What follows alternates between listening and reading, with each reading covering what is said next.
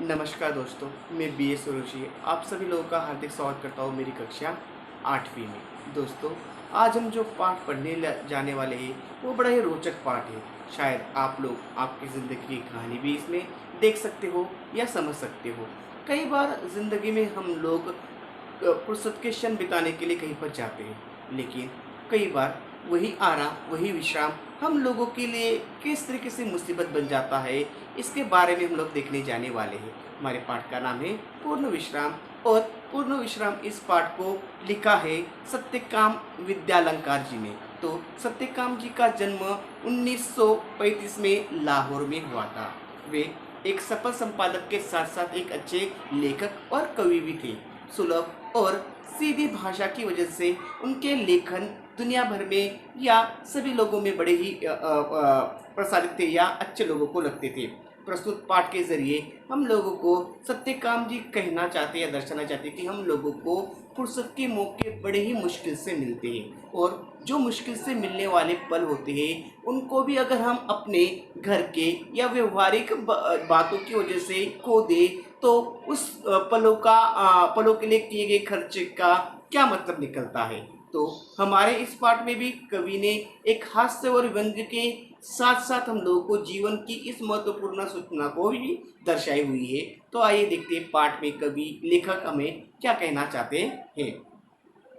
Doctor ने बाह पर काला कपड़ा लपेटा और रबड़ की थैली में हवा फूंककर नाड़ी की गति देखी। फिर बोला, कुछ सीरियस नहीं है। तो ये सारी घटना देखकर आपको लग ही गया होगा कि डॉक्टर क्या चेक कर रहे थे।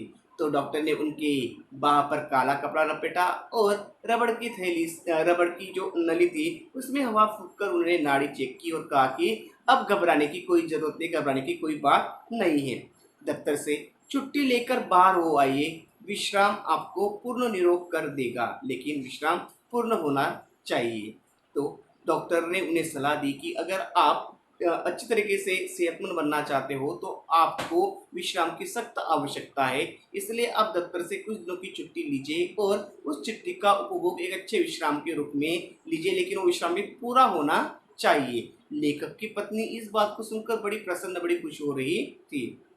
घर जाकर श्रीमती जी कह दिया, जूहू की तैयारी कर लो, हम 2 दिन पूर्ण विश्राम करेंगे। घर जाते ही लेखक की पत्नी ने उनसे कहा कि अजी हम लोग विश्राम करने के लिए या हम लोग घूमने के लिए जुहू जाएंगे।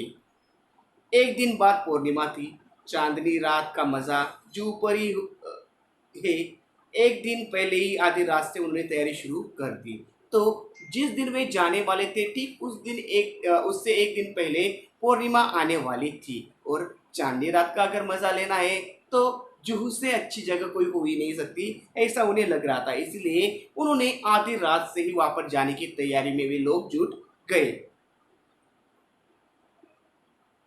स्वयं वह 2 बजे का अलार्म बेल लग गया। स्वयं वह 2 से पहले उठ बैठी और कुछ नोट करने लगी। तो लेखक की पत्नी ने रात के 2 बजे का अलार्म लगाया, लेकिन अलार्म बजने से पहले वो जाग उठी और कुछ कुछ लिस्ट बनाने लगी या कुछ बातें वो नोट करने लगी, लिखने लगी। श्रीमती जी ने इन सब कामों की सूची बनाकर मेरे हाथ में दे दी। अब लेखक की पत्नी बैठे बैठे जिन कामों की सूची या लिस्ट बना रही थी वो लिस्ट उसने लेखक के हाथों में थमा दी और कहा। गैरेज में पहुंचकर श्रीमती जी ने मोटर की हवा भरने की पिचकारी, tubewell, rubber solution, 1 gallon engine oil आदि आदि चीजें भी लिखी थी। तो जो लिस्ट उन्होंने बनाई थी उस लिस्ट में गाड़ी के लिए लगने वाली चीजें, चाहे वो हवा भरने की पिचकारी हो, रबर सॉल्यूशन हो, ट्यूबवेल हो या इंजन के लिए लगने वाला इंजन ऑयल हो, इन सारी चीजों की लिस्ट उन्होंने बनाकर रखी थी। दिन भर दौड़ धूप करके पाय धोने से मिस्त्री लाया। सुबह से शाम हो गई, मगर 4 में से 2 खिड़कियों की चिटकिनियां भी नहीं कसी गई। तो लेखक की घर की जो खिड़कियां थी वो नादुरुस्त थी, कुछ प्रॉब्लम था, इसलिए वे पायधुनी, मुंबई का एक एरिया आता है, वहां से एक मिस्त्री को अपने साथ लेकर आए। उसने सुबह से लेकर शाम तक काम किया, लेकिन घर में सिर्फ 4 खिड़कियां थी। वो 4 खिड़कियों में से सिर्फ 2 ही खिड़कियों की चिटकनी जो थी उनको वो ठीक कर पाया, उनको दुरुस्त कर पाया। मोटर के लिए जरूरी सामान लाते लाते दिल की धड़कन दुगनी हो गई थी।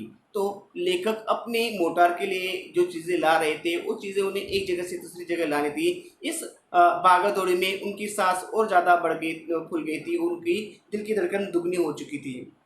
रात को सोने से पहले श्रीमती जी ने आश्वासन देते हुए कहा, कल जो ऊपर दिन पर विश्राम लेंगे तो थकावट दूर हो जाएगी। तो जब रात को वो सोने लगे तब उनकी थकावट साफ दिख रही थी, लेकिन उनकी पत्नी ने उन्हें धाड़स बंधाते हुए कहा कि अजी डरने की कोई बात नहीं है। जब कल हम लोग जू के बीच पर विश्राम करेंगे, आराम करेंगे, तो आपकी जो थकान है वो थकान मिनटों में चली जाएगी।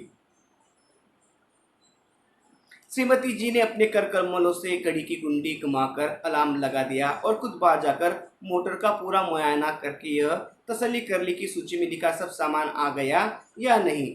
श्रीमती जी ने अपने कर कमल का मतलब होता है अपने हाथों से जो अलार्म था उस अलार्म को सेट किया, लेकिन वो खुद न सोई तो वो बाहर टहलने के निकल गई। सीधी गैरेज में जाकर उन्होंने गाड़ी का मुआयना किया। मुआयना करना मतलब देख रेख करना, जांच करना। तो सारी चीज़ें लिस्ट के हिसाब से आई है कि नहीं आई है, इन बातों की वो जांच करने लगी। सुबह 5 बजते ही अलार्म ने शोर मचाया। रोशनी होते न होते जू की तैयारी चरम सीमा पर पहुंच गई। स्टोव को भी आज ही धोखा देना था। जब तक सूरज न निकले तब तक उन्होंने अपनी जू जाने की तैयारी पूरे जोर शोर से कर ली थी, लेकिन उनका जो स्टोव था वो स्टोव उन्हें धोखा दे गया। वो काम नहीं कर रहा था, वह हर मिनट बूझ रहा था। आधा घंटा उसमें तेल भरने दोगुनी करने में चला गया।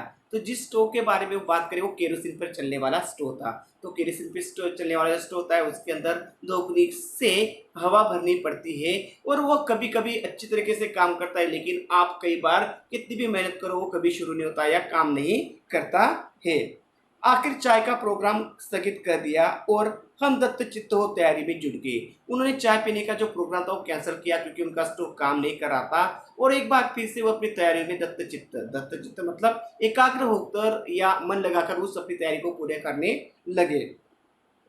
वाटरलू जाने से पहले भी नेपोलियन ने ऐसी तैयारी नहीं की हुई, तो वे अपने आप को नेपोलियन से अपनी बराबरी करते हैं और वो कहते हैं कि जब नेपोलियन वाटरलू की युद्ध लड़ने के लिए गया था और तब उसने इतनी तैयारी नहीं की थी जितनी तैयारी उन्होंने जू जाने के लिए की है। ऐसी महत योजनाओं के संपन्न करने में हम पति पत्नी परस्पर सहयोग की भावना से काम करने में विश्वास रखते हैं। तो लेखक कहते हैं कि मैं और मेरी पत्नी इस तरीके की महत्वपूर्ण जो योजनाएं होती है उन योजनाओं को सक्सेसफुल करने के लिए यूनिटी के साथ एक साथ मिलकर काम करते हैं। सहयोग भावना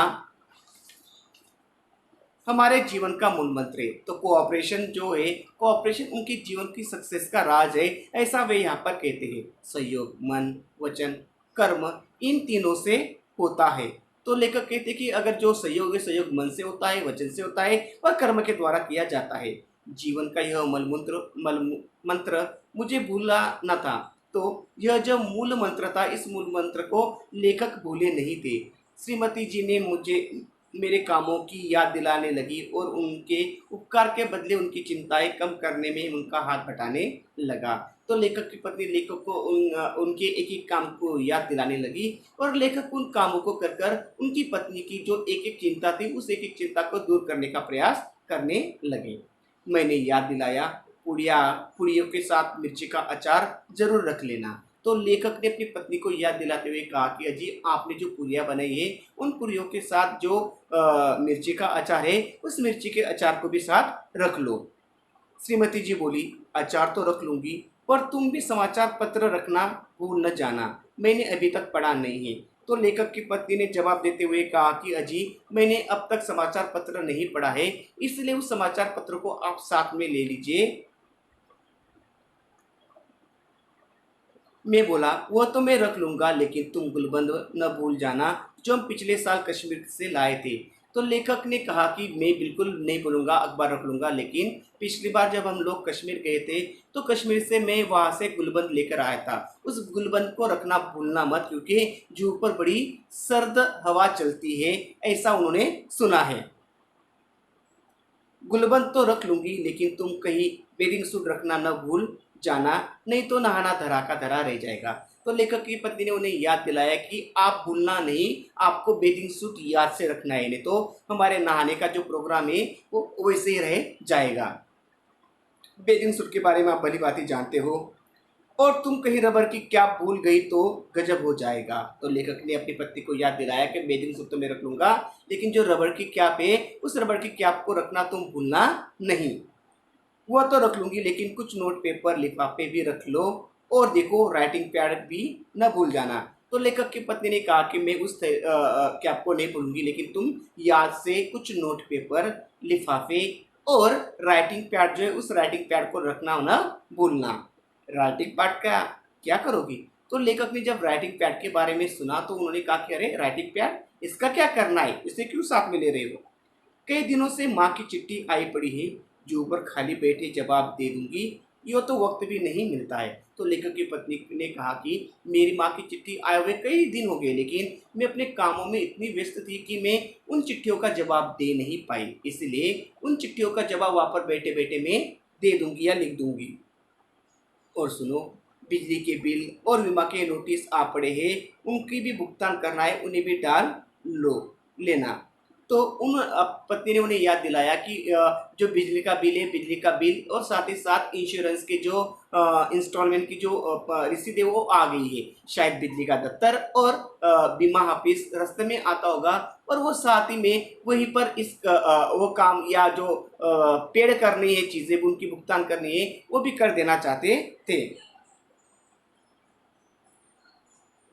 उस दिन तुम धूप का चश्मा भूल गए तो सर का दर्द चढ़ गया, इसलिए कहते हुए छतरी भी रख लेना। तो एक बार लेखक जब बाहर गए थे तब वो अपना धूप का चश्मा मतलब सनग्लासेस लेना भूल गए थे, इसलिए उनके सिर में दर्द होने लगा। तब उनकी पत्नी ने उन्हें याद दिलाते हुए कहा कि अब की बार वहां पर तो बहुत धूप होने वाली है, जू के बीच पर, तो तुम छतरी साथ में रख लेना।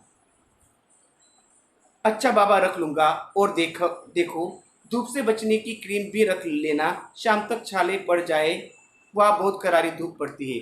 तो लेखक ने अपनी पत्नी को याद दिलाया कि जो सनस्क्रीन लोशन होता है, धूप से बचाने वाली जो क्रीम होती है, तो वो भी उन्हें साथ रखने की हिदायत वो देते हैं, क्योंकि करारी धूप की वजह से या तेज धूप की वजह से शायद हमारा बदन जलने लगता है, वो लाल हो जाता है, और कई बार हमें वहाँ पर दर्द भी होने लगता है। सनस्क्रीन लोशन जो होता है वो हमें उस चीज़ से बचाता है। श्रीमती जी कहती जा रही थी रख लूंगी रख लूंगी रख लूंगी, लेकिन ढूंढ रही थी नेल कटर। जब लेखक ने देखा कि उनकी पत्नी सिर्फ कहती है कि मैं रख लूंगी, लेकिन वो उनकी नजरें किसी चीज को ढूंढ रही थी, वो चीज थी नेल कटर। कैंची, ब्रश और सब मिल गया था, लेकिन नेल कटर नहीं मिल रहा था, इसलिए बहुत घबराई हुई थी। तो लेखक की पत्नी नेल कटर ढूंढ रही थी, लेकिन वो नहीं मिल रहा था, इस वजह से वो बड़ी परेशान हो गई थी। मैंने कहा जाने दो नेल कटर, बाकी सब चीजें रख लो। तो लेखक ने अपनी पत्नी को समझाते हुआ कहा कि अरे नेल कटर का क्या करना है, जाने दो, उसकी हमें ज्यादा जरूरत नहीं है। इधर मैं अपने लिए नया अखबार और कुछ ऐसी किताबें थैले में भर रहा था जो बहुत दिनों से समालोचना के लिए आई थी, और सोचता था कि फुर्सत से समालोचना कर दूंगा। तो लेखक ने भी इधर अपनी तैयारी शुरू कर दी। उन्होंने अपने एक थैले में एक अखबार, नया अखबार और कुछ किताबें रखी, जो किताबें उनके पास समालोचना के लिए, समालोचना का मतलब होता है फीडबैक्स के लिए या क्रिटिसाइज करने के लिए आई हुई किताबें। तो उन्हें फुर्सत नहीं मिलती थी, उन्हें टाइम नहीं मिलता था, इसलिए वो उन किताबों का फीडबैक नहीं दे पाए या उनका समालोचना नहीं कर पाए। आखिर 3 किताबें थैले में झोंक ली। कई दिनों से कविता करने की धुन सवार थी, तो लेखक ने आखिरकार अपने झोले में 3 किताबें रख ली, और साथ ही साथ उन्हें कविता करने का बड़ा मन हो रहा था, इसलिए उन्होंने अखबार में से कई सारी कतरनें निकाल कर रखी थी जो इधर उधर घूम रही थी। उन कतरनों को भी उन्होंने अपने साथ रख ली, उन्हें भी जमा किया। सोचा काव्य प्रेरणा के लिए जूह से अच्छी जगह और कौन सी मिलेगी। तो लेखक ने सोचा कि जूह से अच्छी कविता लिखने के लिए कौन सी जगह मिल सकती है, प्रेरणादायक जगह तो वही मिलेगी, ऐसा उन्होंने सोच लिया। आगे क्या होता है इसके बारे में जानकारी हम अपने अगले पीरियड में लेंगे।